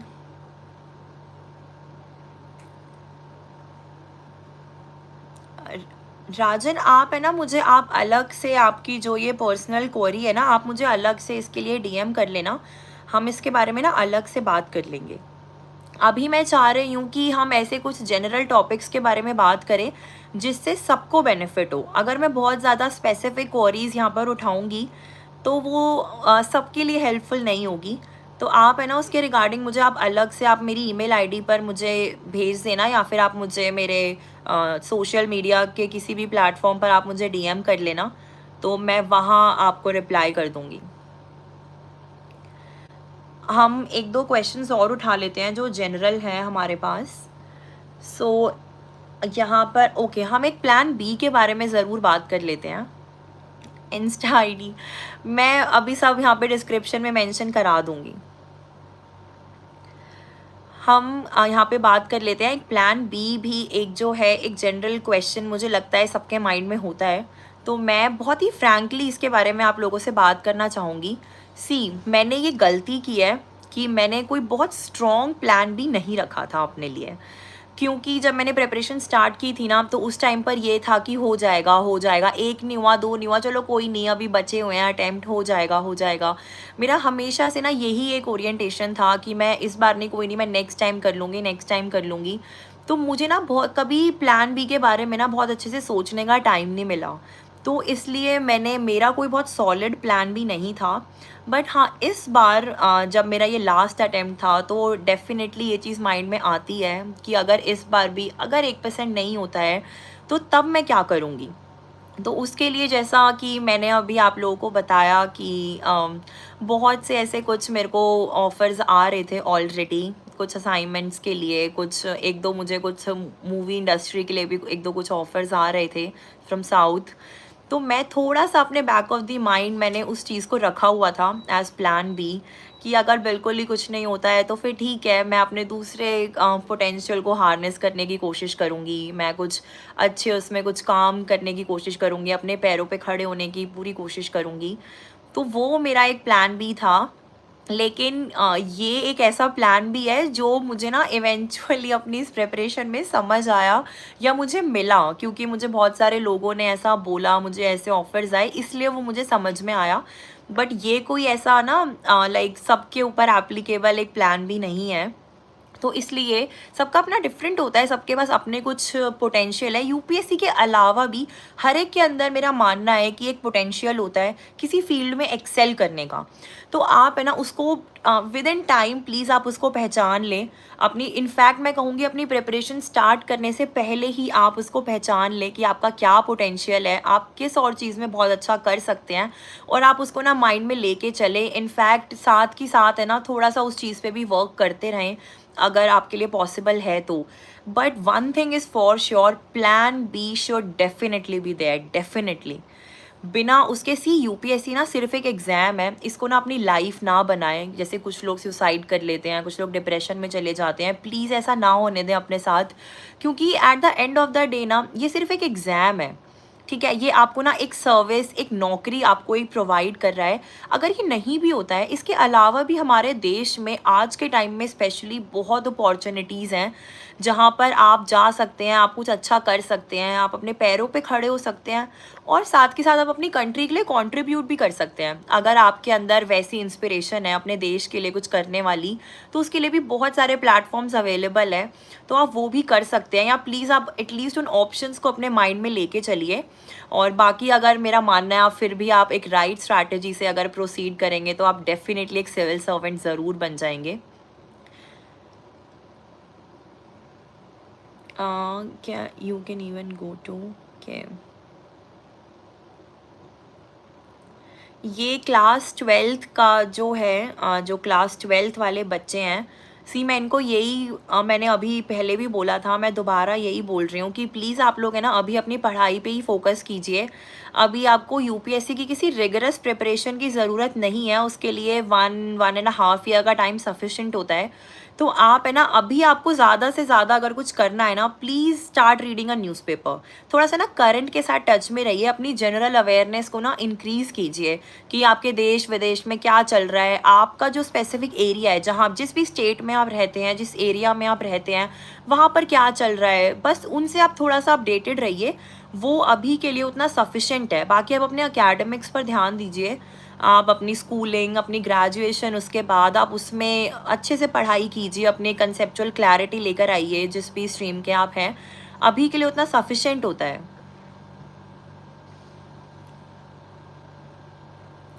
विच न्यूज़पेपर वुड यू प्रेफर? सी मैं द हिंदू ही रीड करती थी, और अभी इंटरव्यू के टाइम पे मैंने इंडियन एक्सप्रेस रीड करना स्टार्ट किया था। लेकिन जो एक जनरल ओपिनियन है, मुझे तो ऐसा लगता है कि अगर आपको प्रीलिम्स और मेंस तक के लिए एक स्पेसिफिक देखना है तो the Hindu is a good newspaper. और अब ये द हिंदू को भी पता चल गया है कि यूपीएससी वाले उसको पढ़ते हैं, तो थोड़ा सा द हिंदू ने मुझे लगता है अपने अंदर थोड़े से और इम्प्रूवमेंट्स किए हैं। तो अब वो न्यूज़पेपर मुझे लगता है कि बेटर है पहले से। तो आप प्लीज़ उसको रीड कर सकते हैं, मतलब मेरे ओपिनियन में that is a good newspaper. और बाकी तो न्यूज़पेपर सभी अच्छे होते हैं यार, आप लोग कोई भी पढ़ें, इंडियन एक्सप्रेस पढ़ सकते हैं, आप टाइम्स ऑफ इंडिया पढ़ सकते हैं, बट जनरली यूपीएससी के लिए द हिंदू मैं रिकमेंड करती हूँ। मेरा ऑप्शनल पब्लिक एडमिनिस्ट्रेशन है। Okay, no no problem Rahul, कोई इशू नहीं है, ये अभी पब्लिश भी हो जाएगी, आप इसको अलग से देख लेना पूरी, जिन भी चीज़ों के बारे में हमने बात की है। मुझे लगता है कि मैंने डिटेल में बात की है काफ़ी सारी चीज़ों के बारे में, तो आप इसको दोबारा देख सकते हैं।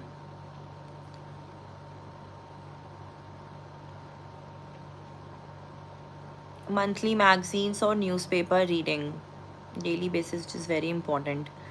येस येस, सी न्यूज़पेपर तो है ही है, बट देखो कुछ लोग हैं ना न्यूज़पेपर में से नोट्स बनाते हैं।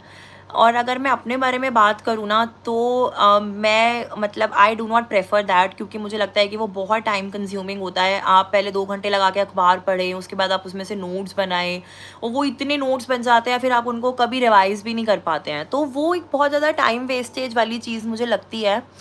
तो उसी के लिए आप ही का काम इजी करने के लिए कुछ बहुत अच्छी अच्छी मैगजीन्स अब करंट अफेयर्स के लिए आने लग गई हैं। तो आप कोई भी एक अच्छी मैगजीन उठा लीजिए जो आपको लगता है कि आपको उनकी लैंग्वेज समझ में आती है, आपको थोड़ा इजी लगता है, चाहे हिंदी मीडियम हो चाहे इंग्लिश मीडियम हो, उससे कोई फ़र्क नहीं पड़ता, आपको समझ आना चाहिए। तो आपको जो अच्छी लगे आप कोई भी एक मैगज़ीन उठाइए और आप उसको फिक्स कर लीजिए कि आपको वही पढ़नी है। आप उसको बार बार चेंज ना करें, और मल्टीपल मैगज़ीन्स को स्पेशली ना रेफ़र करें, क्योंकि उसकी इतनी नीड नहीं होती है। वो सिर्फ आप वो बहुत टाइम कंज्यूमिंग होता है, इनफैक्ट वो टाइम वेस्टेज है मेरे लिए। तो इसके अलावा हम एक बात कर लेते हैं जनरल मिस्टेक्स की। सो सी मेरे 6 अटेम्प्ट्स हैं, उसके हिसाब से अगर मैं बात करूँ ना तो मैं 6 गलतियों के बारे में बात करती हूँ जो नहीं करनी चाहिए। मैंने अपने 6 अटेम्प्ट्स में 6 गलतियाँ ऐसी सीखी हैं जो हम अगर हम उन्हें अवॉइड कर सके तो मुझे लगता है कि हम बहुत जल्दी इस एग्ज़ाम को क्लियर कर सकते हैं।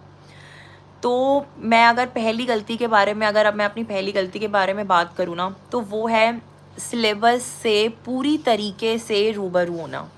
आपको सिलेबस आपका टिप्स पे होना चाहिए, आप उसे इग्नोर नहीं कर सकते हैं कि ठीक है बस बुक्स किसी ने बता दिया, इन बुक्स को 8-10 किताबों को उठा के ले आते हैं और हम उनको पढ़ना शुरू कर लेते हैं। तो ऐसा नहीं है। आपको ना एक राइट ओरिएंटेशन के लिए एक पूरा एक प्रॉपर उसके लिए कि ना क्या चीज़ उन बुक्स में से भी आपके लिए रेलेवेंट है, क्योंकि बुक की हर एक लाइन रेलेवेंट नहीं हो सकती है। तो उसमें से भी ना थोड़ा सा अपने माइंड में ना अपने उसको क्लियर रखने के लिए कि क्या चीज़ इंपॉर्टेंट है, किस पर आप ज़्यादा फोकस करें, उसके लिए ना सिलेबस आपके टिप्स पे होना बहुत इंपॉर्टेंट है। तो ये एक पहली गलती है जो ज़्यादातर बच्चे करते हैं कि वो सिलेबस को इग्नोर कर देते हैं, तो ये आप ना करें।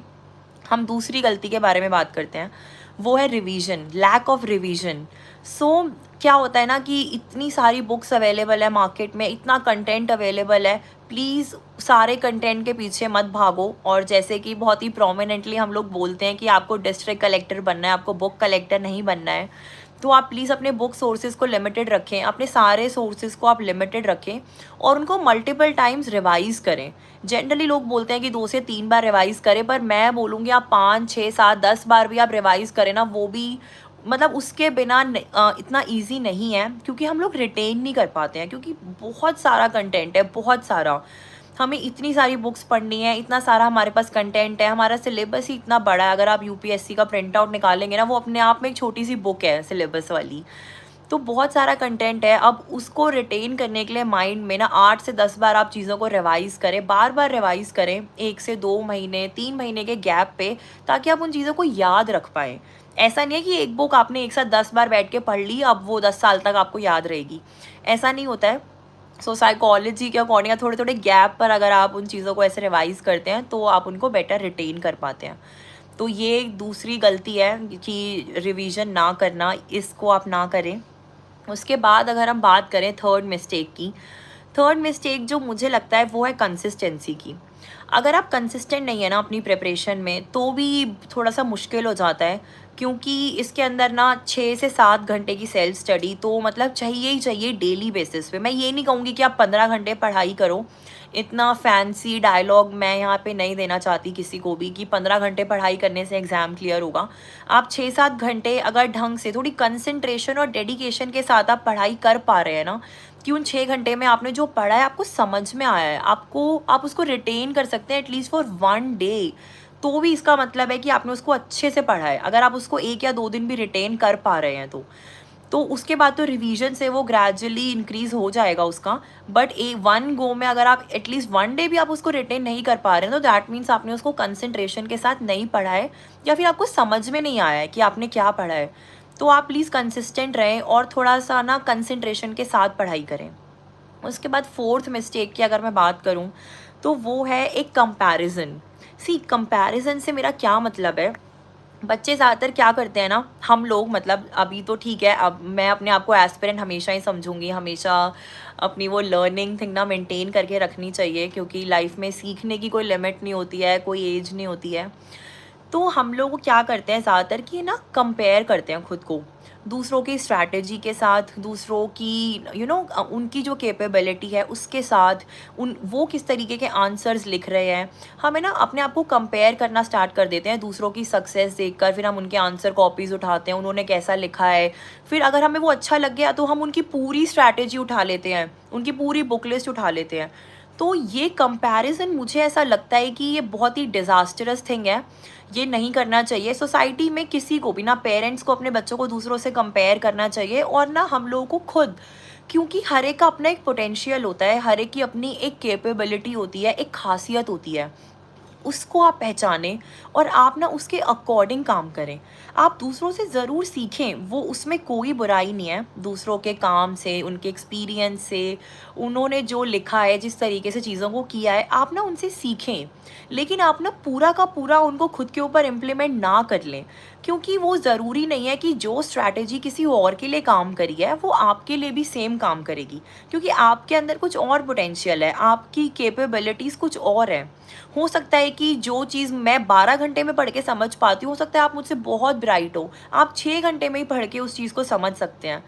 तो इसलिए आप ना अपने पोटेंशियल को पहचानें और उसके अकॉर्डिंग सबका देखें, सुने और करें अपने मन की। ये वही वाली बात है, आप अपने लिए एक वो स्ट्रैटेजी खुद बनाएं सारा कुछ देखने के बाद। तो ये गलती होती है कि अपने आप को कंपेयर करके और फिर ना किसी की स्ट्रैटेजी या किसी की भी चीज़ों को ना as it is copy paste कर लेना अपने अंदर। वो आप ना करें, क्योंकि उससे आपकी ओरिजिनलिटी ख़त्म हो जाती है, और वो मुझे लगता है कि वो नुकसान ही देती है लॉन्ग टर्म में। ओरिजिनलिटी ही एक ऐसी चीज़ है आपके अंदर जो आपको सक्सेस दिला सकती है। उसके बाद मुझे एक मिस्टेक जो लगती है, वो मैंने अभी बात भी की, वो है आंसर राइटिंग को इग्नोर करना। सी आंसर राइटिंग एक ऐसी चीज़ है, वो एक इनहेरेंट पार्ट है इस प्रिपरेशन का। हमें ऐसा लगता है कि ना हमें सिर्फ पढ़ाई करनी है, हमें सिर्फ बुक्स रीड करनी है, उससे हो जाएगा, कोचिंग ज्वाइन कर लेते हैं, अखबार पढ़ लेते हैं, बस पढ़ पढ़ के सब हो जाएगा। लेकिन ऐसा नहीं होता। आंसर राइटिंग इतनी इंपॉर्टेंट चीज़ है ना कि आप उसको ना दूर दूर तक भी इग्नोर नहीं कर सकते हैं, क्योंकि उसके बिना अगर आपने प्रीलिम्स मान लिया, चलो क्वालिफाई कर भी लिया, लेकिन आप ना मेंस क्वालिफाई नहीं कर पाएंगे। मतलब मैं ये सीधा सीधा बोल रही हूँ, अगर आप आंसर राइटिंग को इग्नोर कर रहे हैं ना, तो अब मेंस क्वालिफाई आप नहीं कर पाएंगे सिर्फ रीडिंग के बेसिस पे। आपको लिख कर देखना ही होगा कि आप जो आंसर आप लिख रहे हैं, आप उसके अंदर सारी डिमांड को एड्रेस कर पा रहे हैं या नहीं कर पा रहे हैं, आपका इंट्रोडक्शन कैसा है, आपके बॉडी में क्या क्या पॉइंट्स इंक्लूडेड हैं, आप उसको और बेटर, एक रिप्रेजेंटेशन होती है एक आंसर की ना, जैसे मोस्टली मुझसे पूछते हैं कि हम प्रेजेंटेशन स्किल्स को कैसे इम्प्रूव करें। सी, प्रेजेंटेशन स्किल्स तभी तो इम्प्रूव होगी ना जब आप लिख कर देखेंगे, जब कोई आपको बताएगा कि आपकी प्रेजेंटेशन कैसी है, या फिर आप खुद देखेंगे कि मतलब उतना अच्छा नहीं लग रहा है, मेरा आंसर उतना अट्रैक्टिव नहीं लग रहा है देखने में, या हो सकता है इसमें कोई डायग्राम मैं बना सकता हूँ या बना सकती हूँ, कोई बार चार्ट हो गया या कोई फ्लो चार्ट हो गया, कुछ भी है, ये सब आपको तभी समझ आएगा जब आप लिख कर देखेंगे। तो आप आंसर राइटिंग को इग्नोर ना करें। उसके अलावा एक गलती की जो मैं बात करना चाहूँगी, वो है हमारा माइंडसेट। सी, इस ये जो पेपर है ना, ये जो एग्ज़ाम है, ये ना हमारे नॉलेज से ज़्यादा हमारे पेशेंस का टेस्ट है, हमारी परसीवियरेंस का टेस्ट है, हमारी इमोशनल इंटेलिजेंस का टेस्ट है, और हमारे एक हेल्दी माइंडसेट का टेस्ट है। अगर आपका माइंडसेट हेल्दी नहीं है, अगर आप इमोशनली हेल्दी फील नहीं कर पा रहे हैं, अगर आपको कुछ प्रॉब्लम्स आप फेस कर रहे हैं, आप थोड़ा सा डिस्टर्ब्ड फील कर रहे हैं अपनी पर्सनल लाइफ में, maybe due to family और any of your personal reason, जो कि हमारी यूथ जनरेशन के आजकल होते ही हैं जनरली स्पीकिंग, तो अगर आप किसी भी वजह से बहुत ज़्यादा परेशान हैं, तो आपका माइंडसेट हेल्दी नहीं है, और हेल्दी माइंडसेट के बिना आप अच्छी पढ़ाई नहीं कर सकते हैं। अगर, तो आप प्लीज़ थोड़ा सा ना उस चीज़ पे भी ज़रूर वर्क करें। और अगर आपको लगता है कि आपकी कोई हॉबीज़ परस्यू करने से, या आपके जो भी चहीते लोग हैं उनके साथ टाइम स्पेंड करने से आपको अच्छा फ़ील होता है, आपको खुशी फ़ील होती है, तो प्लीज़ आप ना उसको भी अपनी एक प्रायोरिटी बना के रखें। क्योंकि पॉजिटिव माइंडसेट के बिना इतने बड़े एग्ज़ाम की, इतने डिफ़िकल्ट एग्ज़ाम की प्रिपरेशन करना पॉसिबल नहीं है। तो इसलिए अपने घर का इन्वायरमेंट, और या फिर अगर आप कहीं बाहर पीजी में रहते हैं, आप लाइब्रेरी में पढ़ाई करते हैं, प्लीज़ मेक श्योर जो आपका इमीडिएट सर्कल है, इमीडिएट इन्वायरमेंट है जो आपका, वो बहुत हेल्दी होना चाहिए, बहुत सपोर्टिव होना चाहिए। प्लीज़ नेगेटिविटी को अपने आप से दूर रखें, स्पेशली जो लोग होते हैं ना कि आप नहीं हो पाएगा, इतने अटैम्प्ट हो गए हैं, इतना हो गया है, दुनिया कर रही है, लाखों बच्चे एग्ज़ाम देते हैं, तुम कहाँ लग गए हो लाइन में, तो नहीं हो पाएगा। ये सारी जो बातें होती हैं ना, प्लीज़ इनको अपने आप से बहुत दूर रखें, क्योंकि ये ना चाहते हुए भी ना आपको डीमोरलाइज़ कभी कभी फील करा देती हैं, स्पेशली जब आपका नहीं हो पाता है कोई एक आध अटेम्प्ट में, तो आपको ऐसा लगता है कि पता नहीं हमसे होगा या नहीं होगा। तो ये सेल्फ डाउट्स अपने अंदर ना आने दें, मेंटेन करके रखें उस चीज़ को, उस पॉजिटिविटी को, खुद पे भरोसा रखें, ऊपर वाले पे भरोसा रखें, और अपने पेरेंट्स के ना आशीर्वाद पे आप ज़रूर भरोसा रखें। ये सब चीज़ें भी ना हमारी मेहनत के साथ काम करती हैं, ऐसा मेरा मानना है। मैं थोड़ी सी डेस्टिनी में बिलीव करती हूँ, मैं थोड़ी सी स्पिरिचुअल भी हूँ, तो इसलिए मैं थोड़ा पर्सनली इन चीज़ों में बिलीव करती हूँ कि ये सब भी हमारे लिए ना इक्वली काम करती हैं। बड़ों के आशीर्वाद के बिना, और एक पॉजिटिविटी के बिना भी इतने बड़े मुकाम को हासिल करना थोड़ा सा मुश्किल हो जाता है। तो इसलिए प्लीज़ मेक श्योर कि आपके अराउंड पॉजिटिविटी हो, और आप सबसे पहले ना आप अपने अंदर से पॉजिटिव रहें, क्योंकि वो एक पॉजिटिव लाइट ना आपके दिल से रिफ्लेक्ट होनी चाहिए, आपके फेस पर वो रिफ्लेक्ट होनी चाहिए। तब देखना आपकी जो बॉडी है ना, वो अलग तरीके से रिस्पॉन्ड करेगी। तो आप प्लीज़ अब इन सब चीज़ों का भी ध्यान रखें प्रिपरेशन में, क्योंकि एक नेगेटिविटी भी मुझे लगता है कि ये एक मिस्टेक होती है अगर कुछ लोग नेगेटिविटी में से सराउंड हो जाते हैं। सी सैट के लिए ना विनय मैंने बात कर ली है, तो अभी जब ये वीडियो आ जाएगी ना, तो आप प्लीज़ इसको एक बारी दोबारा देख लीजिएगा, बीच में जहाँ पे हमने सी सैट के बारे में बात की है। और उसके अलावा मैं एक दो बुक्स वगैरह थोड़ी सी सी सैट के लिए मेंशन कर दूँगी, तो आप वहाँ से वो भी देख सकते हैं। मुझे लगता है कि हमने बहुत सारी चीज़ों के बारे में अभी बात कर ली है, और अब ये बहुत लंबा एक लाइव इंटरेक्शन सेशन भी हो गया है, और आप सब ने मतलब इतना पेशेंटली मुझे सुना, उसके लिए बहुत बहुत थैंक यू। और see, I am honestly I am willing to help all of you, all our aspirant community, because I understand that feeling। तो इसलिए आई will always be available for that help. तो आपको अगर कोई भी प्रॉब्लम हो, किसी की कोई पर्सनल क्वेरी हो, कोई भी प्रॉब्लम, एज इन अगर आपको कोई पर्सनल प्रॉब्लम मुझसे शेयर करनी हो, अगर आप इमोशनली अगर आप कुछ इश्यूज फेस कर रहे हैं अपनी लाइफ में, और आपको उसके रिगार्डिंग कुछ गाइडेंस चाहिए, कुछ पॉजिटिविटी चाहिए, तो आप उन चीज़ों को लेकर भी आप मुझसे बात कर सकते हैं। मुझे खुशी होगी अगर मैं आपके थोड़े से भी आपके दिल को मैं खुशी दे पाऊँ। मुझे अब लगता है कि हमें इसको एंड करना चाहिए, इस इंटरैक्शन को। बहुत ही अच्छा, बहुत ही हेल्दी इंटरैक्शन था। आप सबके जितने भी कमेंट्स में सॉरी अगर मुझसे कोई इम्पोर्टेंट कमेंट और या कोई क्वेरी मिस हो गई हो। मैं अपने सारे जो भी मेरे कॉन्टैक्टिंग ऑप्शंस हैं वो मैं मेंशन कर दूँगी। आप प्लीज़ मुझे अलग से कांटेक्ट करके पूछ लेना। और जो कुछ एस्पिरेंट्स अलग से कॉम्प्लीमेंट्स दे रहे हैं उन सब के लिए मैं ये कहना चाहती हूँ कि हर कोई सुंदर होता है, हर कोई प्यारा होता है। आपकी आत्मा, आपकी सोल अच्छी होनी चाहिए, आपका माइंडसेट अच्छा होना चाहिए, और अगर वो है तो you are one of the most beautiful person on this planet. चलिए, थैंक यू सो मच। और इसके बाद हम दोबारा किसी और इंटरैक्शन में मिलेंगे और मिलते रहेंगे। चलिए, good afternoon, thank you, bye bye.